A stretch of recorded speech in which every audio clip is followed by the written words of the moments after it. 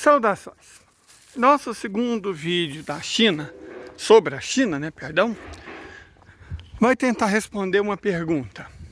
A China, República Popular da China, é uma ditadura ou uma democracia? Bom, sendo franco, ela é as duas coisas. Ela é uma ditadura porque todos os estados são ditadura, certo? Não existe democracia. Se existe governo, é ditadura. Simples assim. Então, todos os estados nacionais são ditaduras. A questão é saber se é uma ditadura da burguesia, Brasil, Estados Unidos, França, ou uma ditadura do proletariado, China, a Coreia Democrática, o Vietnã, Cuba, certo? Então, a questão é essa. Qual ditadura nós estamos falando? É uma ditadura da burguesia ou uma ditadura do proletariado? Porque você falar, os Estados Unidos são uma democracia, ou irmão, irmã, camarada, Estados Unidos você tem a opção de escolher dois partidos que não vão mudar absolutamente nada. Tanto os democratas quanto os republicanos trabalham para o grande capital, para o complexo industrial militar, para o sistema financeiro, certo? O país vive de fazer guerra e conta com os partidos políticos para isso. Então não existe democracia nos Estados Unidos. Não faz diferença nenhuma você votar em democrata ou republicano. Na verdade faz. Os democratas são liberais, certo? Eles estão lá para fazer identitarismo, dividir os negros, dividir as pessoas por sexualidade, por raça, por cor, para não fazer eles perceberem que são trabalhadores. É isso que os democratas fazem. O identitarismo faz isso, certo? Separa as pessoas por letrinhas, por facções, para que elas não percebam que a essência delas, pertencer à classe trabalhadora, é a mesma. Então, usa-se o identitarismo para escamotear a luta de classes, certo? Inclusive, os intelectuais a serviço deles, no passado Hannah Arendt e atualmente Judith Butler, para ficar nos exemplos mais conhecidos, fazem exatamente isso, certo? Defendem abertamente o liberalismo, mas escamoteiam a defesa da classe dominante por picuinhas outras, certo? E os republicanos? Os republicanos, eles são conservadores, certo? A diferença é essa. Igualmente contra os direitos humanos mais básicos, mas além de perseguir os trabalhadores, às vezes nem tanto. Em cidades pequenas, os republicanos se identificam mais com os trabalhadores. As pessoas se identificam mais com os republicanos do que com os democratas. Porque os democratas, eles trabalham para a classe média urbana, né, de grandes cidades. Os republicanos, os ideais deles são afins com a cultura das massas dos Estados Unidos. A gente tem que entender, gente, na verdade, que os Estados Unidos foi um grande experimento social anglo-saxão, que é um país que não tem povo. É complicado falar do povo brasileiro, né? Quando você pensa que no nosso país abriga ao mesmo tempo, por exemplo, ficar em dois extremos, piauienses e catarinenses, certo? Quer dizer, é difícil, né? Ou, sei lá, cariocas e... Qual que é o antípoda do carioca? Um estado que não costuma eleger miliciano, nem crente, nem Eduardo Cunha, nem Bolsonaro, nem 5 governadores condenados à prisão, Ceará talvez, né? Então, você tem uma diferença grande, mas comparado com a diferença que existe entre, para falar em 2 estados do oeste, Texas e Califórnia, certo? Não vou falar no Deep South, não. Tipo, Geórgia, Alabama, Mississippi. Se você compara isso com a Nova Inglaterra, Maine, Vermont, New Hampshire, ou se você compara os estados urbanos da região dos Grandes Lagos e do antigo Manufacturing Belt, como Nova York, Pensilvânia, Ohio, com, sei lá, aqueles estados esquisitos da região das Rochosas, Montana, Idaho, Nebraska, certo? Estados Unidos não tem povo. Os habitantes dos Estados Unidos são encarados pelo sistema como a somatória de 2 coisas: contribuintes e consumidores. Não existe cidadão nos Estados Unidos. Todo americano é um contribuinte e um consumidor. Ponto.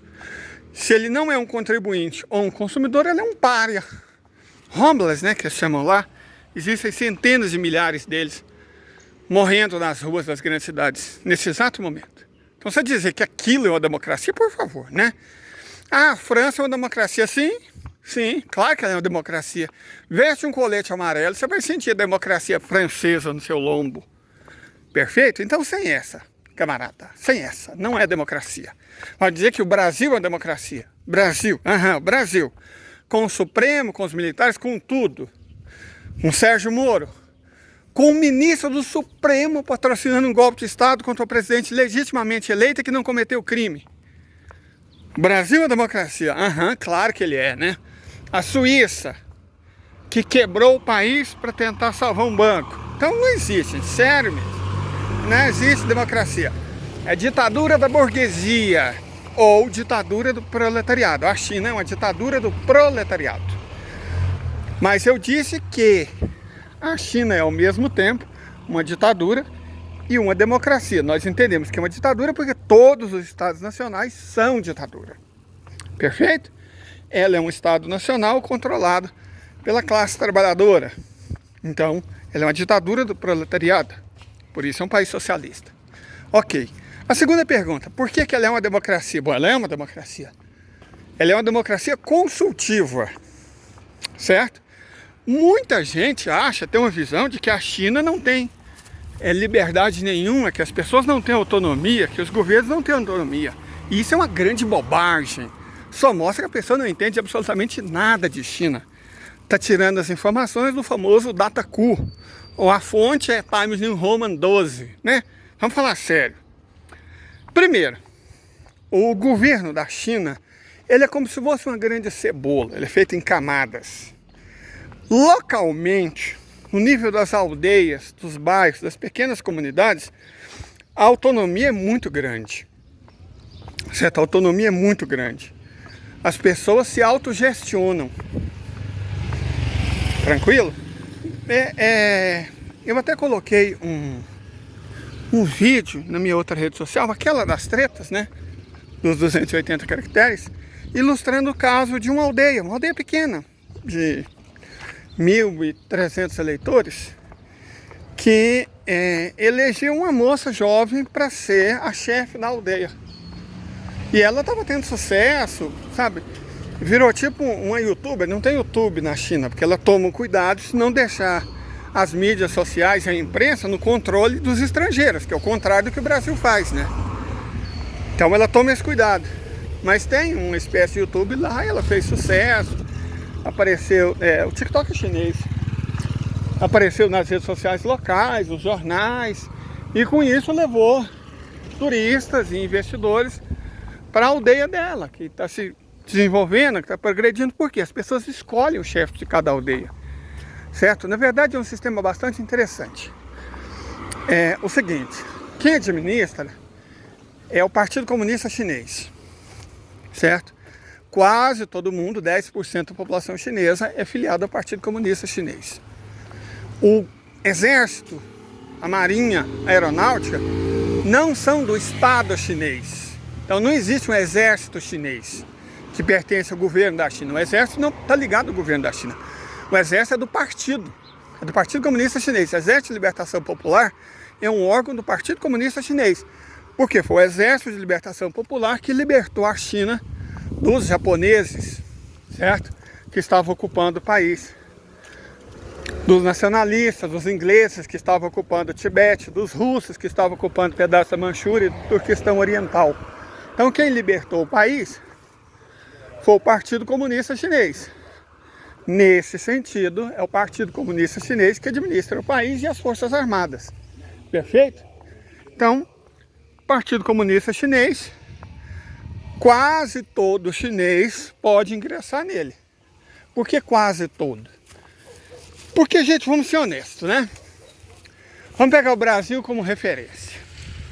Você tem trambiqueiro, ladrão, miliciano, garimpeiro, todo tipo de gente inútil e imprestável, pastor, safado, vagabundo.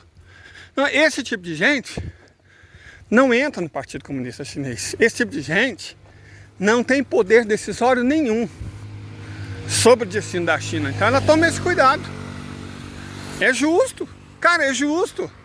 Imagine se vagabundo não pudesse ser candidato no Brasil. Certo? Imagina, só imagina. Então, não é todo mundo que está no Partido Comunista Chinês. De fato.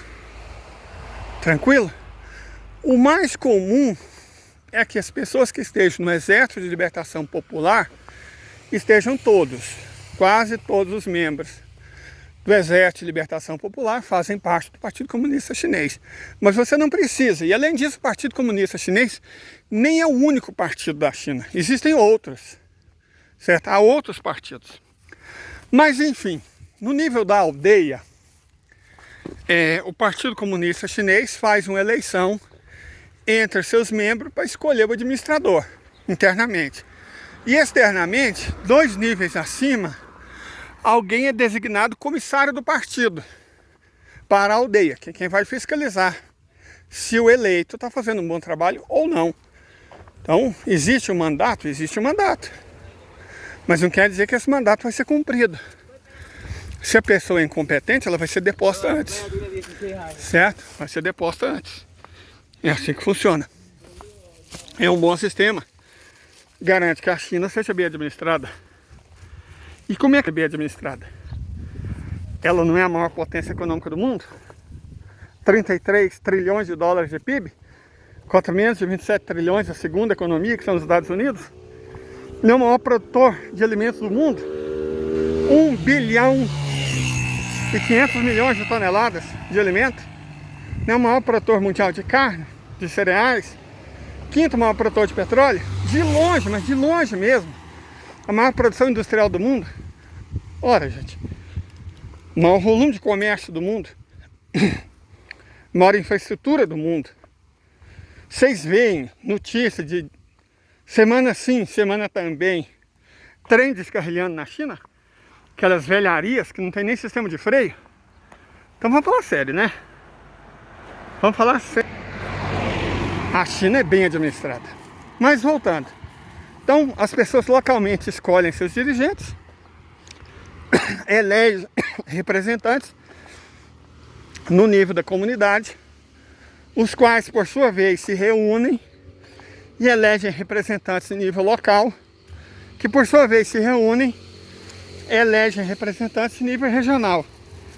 Certo? Você tem as eleições todos os anos para escolher os delegados do partido. De 5 em 5 anos, uma mega eleição para decidir os destinos do país. Nessa, todos os membros do Partido Comunista Chinês participam, e não só eles, que não são eleitos para o Congresso Nacional do Povo, apenas membros do Partido Comunista Chinês. Pessoas especialmente designadas por profissão são escolhidas. Tipo, no Congresso chega à conclusão que precisa ter 20 representantes de médico. Todos os médicos do país escolhem 20 representantes. Se precisa ter 50 sindicalistas, todos os sindicalistas do país escolhem 50 entre eles.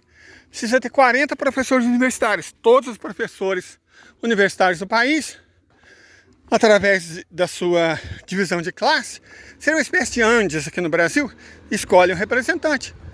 A mesma coisa vale para os representantes das minorias, certo?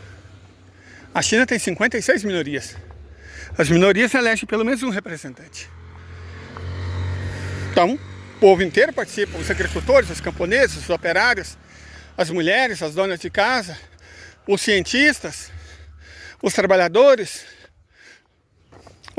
qualificados, tipo carpinteiro, mecânico, certo? Todo mundo participa, todo mundo elege seu representante, junto com os representantes do Partido Comunista Chinês.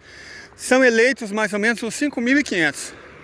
E aí você tem um sistema diferente da democracia do Ocidente. Na democracia do Ocidente, esses caras são eleitos e vão para a capital. Por exemplo, eu moro em Goiás. As pessoas vão para Goiânia. E os deputados federais e senadores vão para Brasília. E lá eles vão ficar sustentados como parasitas por 4 anos. Na China não é assim. Na China você tem uma reunião anual, uma semana, e de 5 em 5 anos uma grande reunião, que dura 10 dias.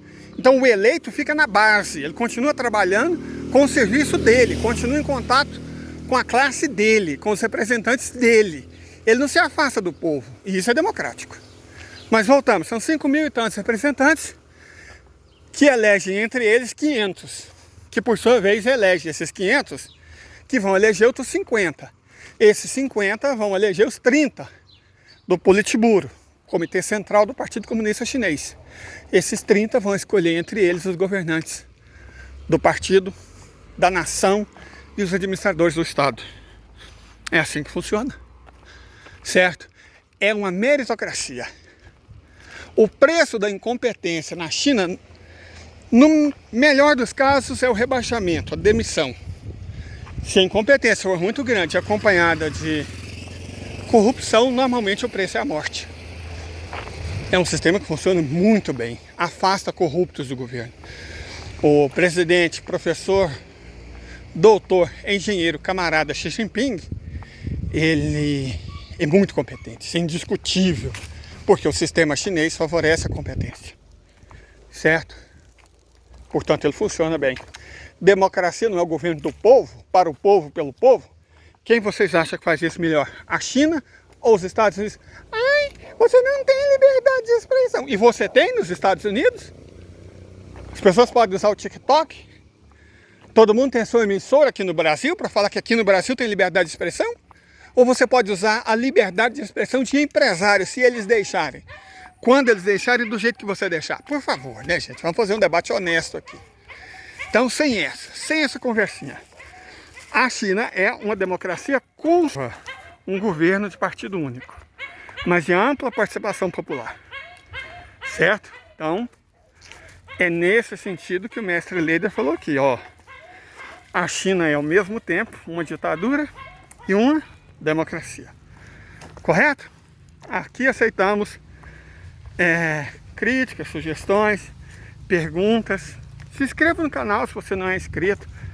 Dê aquele joinha, cara, ajuda a gente demais, porque a plataforma não curte o nosso trabalho. Eu não preciso dizer porquê, né? Ninguém aqui é bobo. Então, compartilha, curte. Se as suas condições ajudarem, seu coração pedir, manda aquele pix. Qualquer valor ajuda, porque, né? leidesilva@gmail.com. E até mais, até a próxima.